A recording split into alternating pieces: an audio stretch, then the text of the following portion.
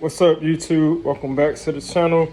Today we are doing a quick, I guess you can call it a quick chickpea curry. So let me flip the camera around. All right, so this is the first part here. Just gonna saute some onions for a couple minutes here. Then I'm gonna add the chickpeas and some tomato paste. All right, so now I just added some curry powder. I'm gonna let that cook now for a minute. Just added a bit of olive oil to help the onions cook down a little bit more. And then you can see I have the curry added. So as soon as these onions become translucent, so probably a minute or so, I'm gonna add the chickpeas and we'll go from there.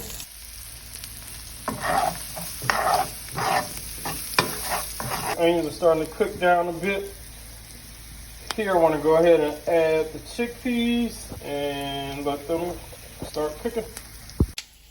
So here are my chickpeas. I actually just had these marinating for probably about an hour. So went ahead and rinsed and drained them.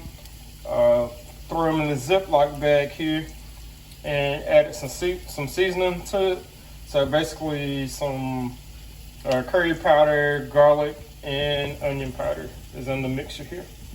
So here I have onion powder, garlic powder, and some fresh smoked paprika. Okay, so here we have the chickpeas cooking down. Added the tomato paste and a little bit of water. So I'm gonna let this cook now for about 20 minutes.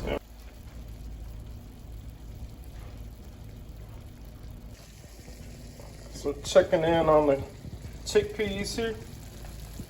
I went ahead and added a couple mushrooms to it.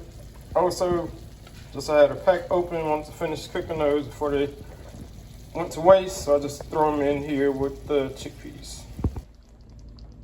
All right, getting close to being finished here.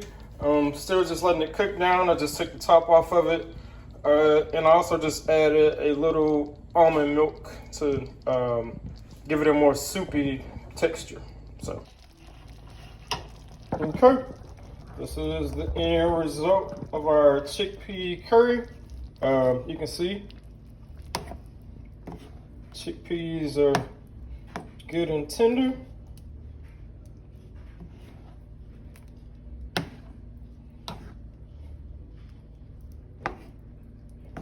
And that's it.